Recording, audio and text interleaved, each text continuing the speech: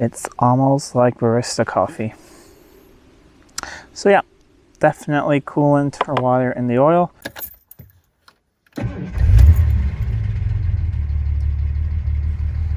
Welcome back to Living with a Classic, another episode of Daily Driving a Classic Weekly, where we follow the adventures of my daily driver, this 1975 Jaguar XJ6, which sadly has not been my daily driver for the past couple months due to a very tiny head gasket leak. We found out in the last video that it is a very, very small leak indeed going into cylinder number 2 somehow. It's either a crack somewhere, a porous something, or it is a slight head gasket leak. And we thought we'd try one more thing before, either get another engine or rebuild this engine, is to try something everyone recommended for me, is kseal. I've heard so many good things about this. Lots of these other sort of mechanics in the can I don't really believe in. There's one I do believe in, which is Rizzlestone's engine flush. I have used that on engines where some oil passages have been completely clogged up with sludge, and that thing has worked miracles on those engines. But we're going to see if this works. It says that you should just basically pour it in, start the engine, and about 1 to 3 minutes after it reaches operating temperature, it should fix the leak. And if it does fix the leak, it will be a permanent fix. I mean, you can flush the coolant system, you can do whatever you want. It will be a permanent fix. So that is very, very interesting to hear. And I think it might work with such a tiny leak that I have. However, since I have tried some other things in the coolant before, and we don't know how well that mixes, I am going to flush the coolant system. I'm just going to empty out the coolant that's in there and, put it in containers so I can take it to the local dump. And then I will flush it out with just some plain water. And I will also fill it up with plain water to do the test, because if it doesn't work, there's no point in wasting about $100 on coolant and distilled water. So if everything is fine after all of this, then of course I will fill it with coolant again. I do have some oil, however, because we're going to change the oil that's in it now, just because it probably has some moisture in it. I can't see any, mayonnaise looking stuff on the dipstick or on the oil cap, but I still just want to change it out for this test. I was unable to get a hold of a filter right now. It's a weekend here, and this stuff just arrived this morning, so I really, really want to try it out. However, the oil that's in there hasn't been there very long. And I'm just going to use what I like to call flushing oil, which is just the cheapest oil you can get at a pretty decent viscosity. That's a mineral oil that I just like to run in engines for a little bit. Let's say I buy a car with really dirty oil. I put this oil in and run it for maybe half an hour or so. It may sound a little tappety and a little thing because it's a little thinner. It's 10W30, but it's really good at just like getting all the dirt out of there. So if I have any moisture or anything, just getting that out. Getting all that out of there, and if everything seems fine, I will of course fill it with the correct 20W50 Castrol Classic I like to use, and get a filter sometime next week. But let's get over to the engine bay and I'll show you how we'll do this, and let's see if it works. So I moved the car out here and I only ran it for less than a minute, so it shouldn't really, it's not really warm anymore. It's probably more warm from the sun than actually sitting here. So I'm going to dump out the coolant into a container there, and then I can take that to the local dump. I will just fill up with normal water from the hose. Like I said, it's not going to be a problem. Just want to flush it out that way.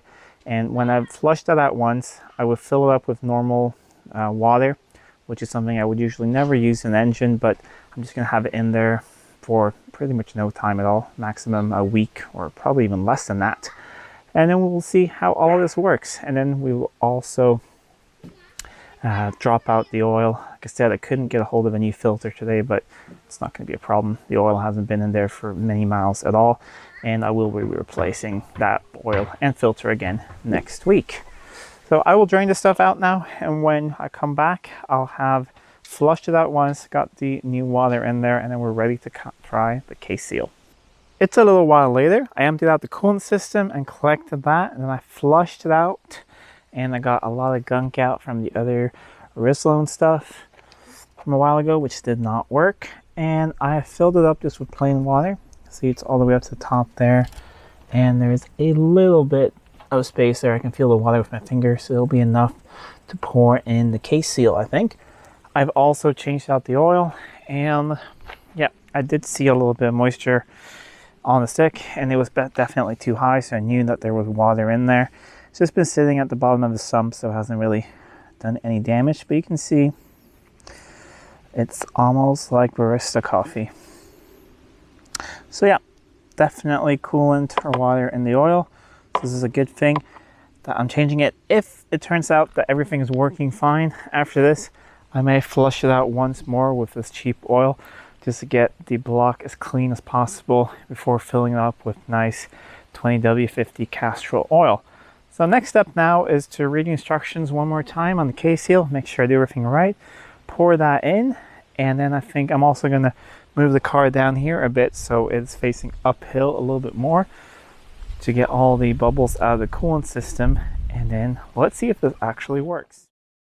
Before I add the kseal, I'm going to roll the car down onto more level ground just so I get any possible air out of the coolant system, even get some of it out before I start filling it up.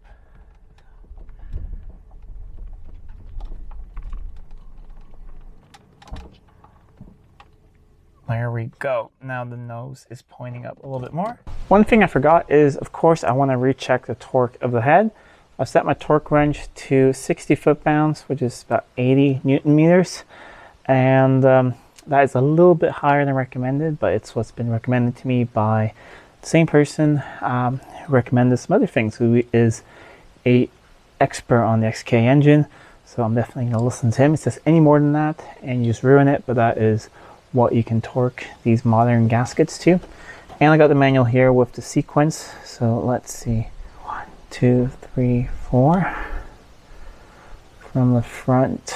All right, I'm backwards here. So yeah, I'm gonna switch over to the other side and just torque them up. But we've done this before. I'll let you know if any of them are very, very loose, but they shouldn't be. Most likely none of them will move. And then we'll move on to the really exciting thing, which is the kseal part. Now it's the moment of truth. I have read the instructions several times. It's really quite simple. You just shake this 30 seconds. I have shaken it for probably about a minute and a half just to mix everything up. Then you pour it into where you fill up the water. I will pour it up there next to the thermostat housing. You can add it to a hot or a cold engine, it doesn't matter. I'm adding it to a cold right now. It's warm outside, this thing will warm up pretty quickly. And between 1 to 3 minutes, or within 1 to 3 minutes of your engine reaching operating temperature, the stuff will work. And if it works, it should be a permanent fix. Like I said, I usually don't believe in this stuff, but this is such a tiny leak and I'm willing to give this a go. So I have made room here, or I made sure that there is some room. So I'm going to pour this in. If there's any room left, I will fill it up with water, put this cap on, and then I have the other one off to burp out the system a little bit. And yeah, we'll see what happens. I honestly do not really know what to expect, but I've read so many good things about particularly this product that I'm really, really hoping. Also because it's such a tiny leak. Let's see. Looks a bit like chocolate milk. And also, one of these containers treats up to a coolant system of 21 liters. It's a bit under 20 liters here, and it says up to 12 cylinders, which, I mean, that doesn't really make sense. I think it's more of how big the coolant system is. It says if it's less than a certain amount, you use half of it. You can also pre-mix it with coolant as you pour it in. You can leave this stuff in the system, or you can pour and flush it out. And that's sort of what makes me really trust it. That it doesn't have to be in there all the time. So once the fix is there, it's permanent. You can remove this stuff and, you know, flush out the coolant system like you do regularly, and it should work fine. Okay, so we have everything in there. I am actually just going to pour a little bit of water into the kseal container just to get that out. The last little bit that's in there. There we go. I'm also just going to fill this up a tiny bit more.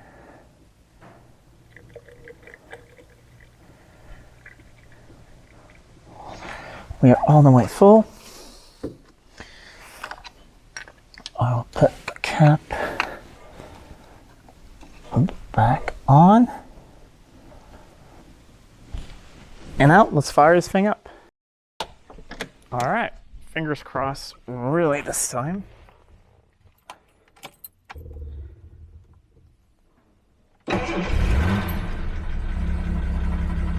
Alright, fired right up.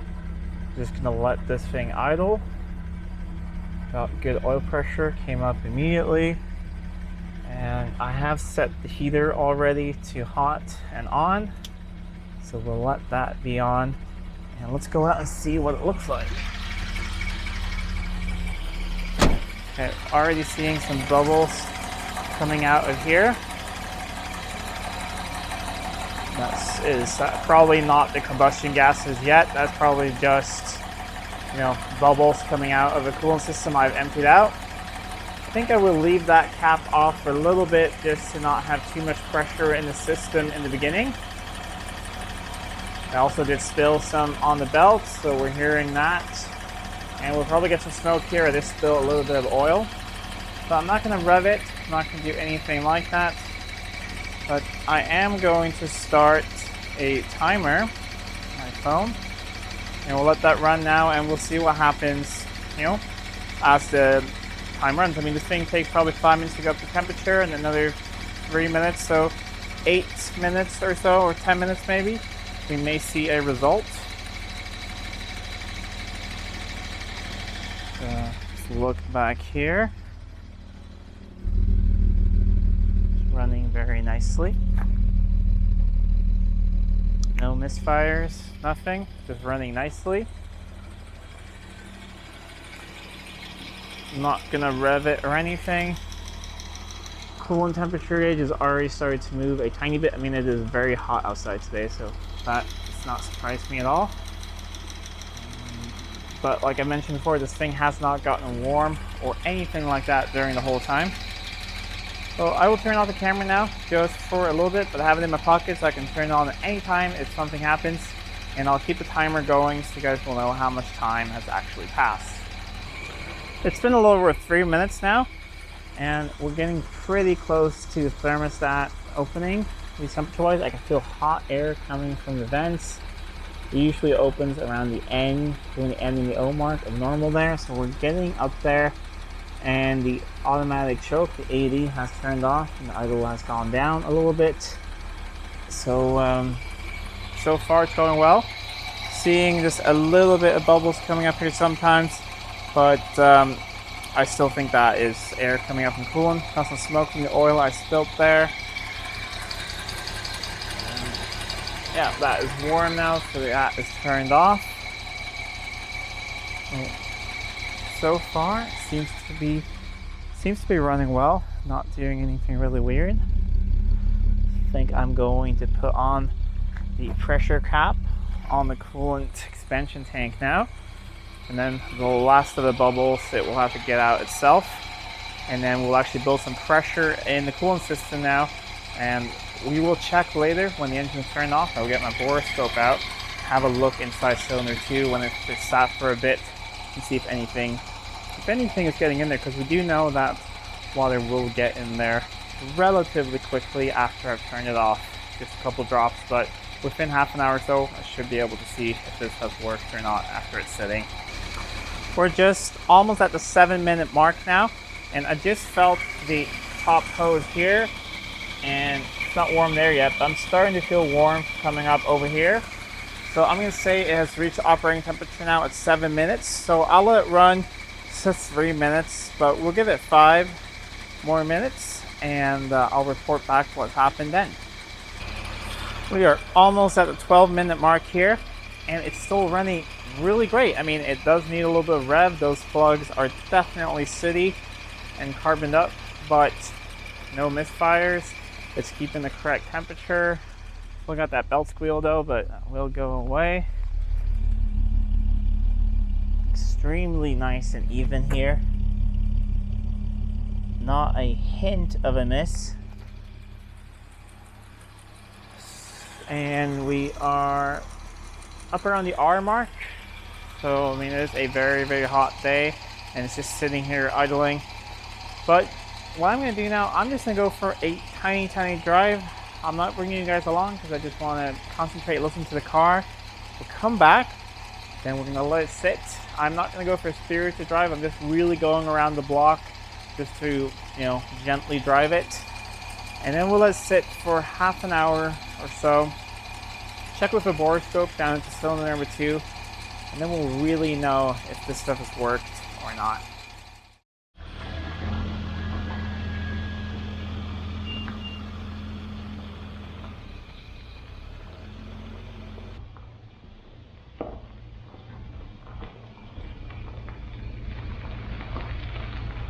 Back from that little drive, and we're at the pretty much 28-minute mark, and I drove it very nicely just on the small roads here around my property. They're all private roads. The car at the moment is not insured to be on the road, only insured to be in my workshop or in my garage, and it's the weekend here, so I can't really do that until Monday, because this thing would really just need a good long drive out on the highway to really sort of clean out those plugs a bit.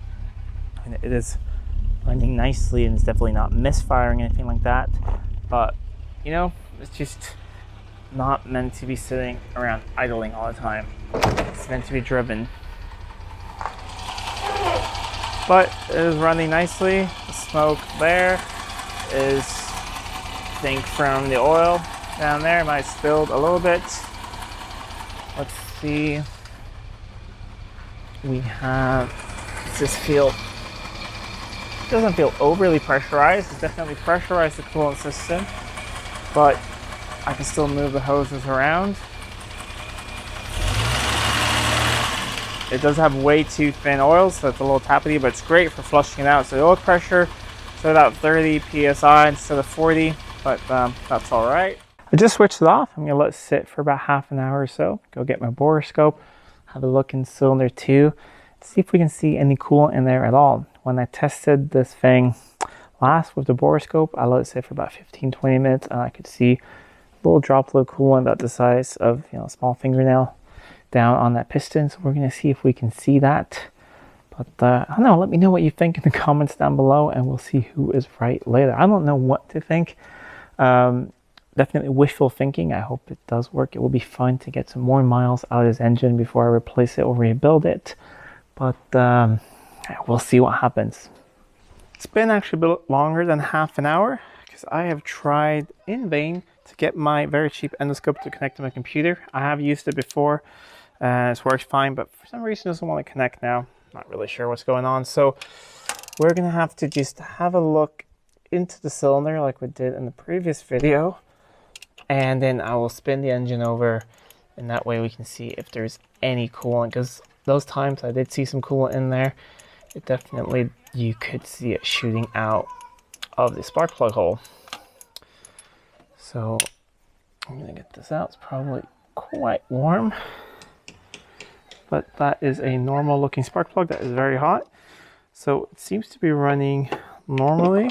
I've disabled the ignition, so I'm gonna go inside and crank it over and look right there if you can see anything shooting out.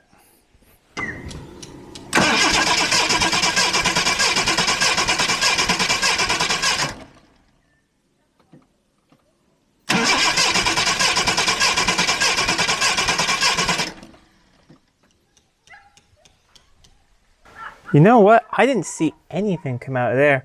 Let me know if you guys saw anything there on the video. But I also looked down with a flashlight, which sadly I can't film that on camera, and yes, the endoscope didn't want to work. But I cannot see anything down there except a dry piston. Sooty black, normal dry piston, nothing else. So it actually seems like this stuff may have worked. Let's put this back in, and then we'll fire it up and let's see how it runs now. And definitely not an overpressurized coolant system at all. It's nice and warm, but it's definitely not overpressurized, and I do think it was a little bit overpressurized before. Let's fire it up. It's probably a little bit flooded.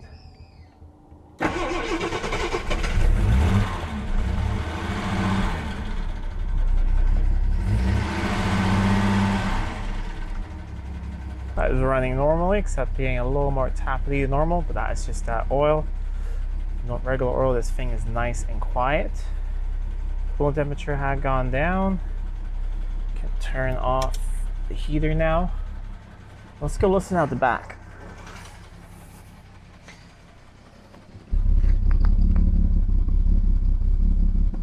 That is very, very nice.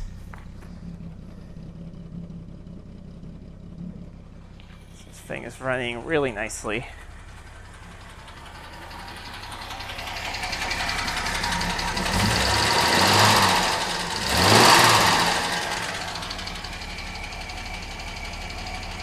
All right, I think we're gonna call this a success, at least for now. So this stuff, kseal, it does say, where did I read it? Somewhere on here. Let me see if I can find that again. It had a pretty good slogan. It said, "The miracle in a little blue bottle." And I have to say, so far, this stuff actually is a miracle. I'm definitely not, jumping the gun yet saying this stuff works. We'll have to try this out. So on Monday, I will call my insurance company, have this thing put back on being on the road insurance, and then I'm going to drive it. I don't go that much anywhere at the moment. It's summer here. I am on vacation, and schools are closed, so I'm not doing a school run or anything. But I'll use this car for running errands, doing things for a couple weeks, and I'll report back to you guys with my findings. I'll do like I did before. I'll have a ruler, and I'll measure the coolant level when the car is level and cold, every single day, and we'll see if it loses anything, and we'll go from there. But it seems to be working well. I think I will go for not an extended, but a little bit of a longer drive when everything when it's back on the road, and after that I'll change the oil, put on new stuff, and then we'll see. We'll see what happens. But really, so far I'm impressed. The other stuff I tried from Rizlum did not work, but this definitely so far is doing exactly what it said on the can. It was even easier to use. The only issue with it is I can't buy this here. I had to import this stuff from the UK, and I'm gonna have to contact Amazon because I ordered 2 of them and 1 arrived, and it says I've paid for 2 of them, and it says that they only shipped 1. So I gotta see what's going on, because I want to have 1 as a backup in reserve, because this could be a good thing to have on road trips. If you're in the middle of nowhere and something happens, you can dump this in and probably at least get you home. But let me know again if any of you guys, new people watching, have used kseal with any success, or if it's not worked for you. I would love to hear that in the comments down below. And let me know what you think. Do you think this engine will live on for a little bit longer, or do you think it's just time for another one? I mean, I will still try and source a replacement engine to have, but I think this is fun. Let's see if we can get this thing going. That's the whole thing about Daily Driving Classic. This car, we're doing it on a budget. Everything is just done with the budget in mind. I mean, we could throw a ton of money into this thing, send it off, have it completely rebuilt, but that's not the point of this video series. This video series is supposed to be DIY stuff that anyone can do at home. Yes, we've done some intricate things by actually having half of the engine apart and the head off and all that, but still stuff you can do at home. And that's the whole part, the idea behind the series with this car. Anyways, if you like this video, please give a thumbs up, share it with friends. If you're not already subscribed to the channel, please do subscribe to the channel. It really does help out a lot. If you feel like supporting the channel any other way, I do have a Patreon for the channel where you get some extra videos, and whenever I have a chance, I try to post some stuff earlier on there. I also have a merchandise store. You can get t-shirts like this one with a V12 firing order. I do have some other designs as well, so you can check that out in the links down in the description below. But until next time, I'm Adam, and this was Living with a Classic. I'll see you soon.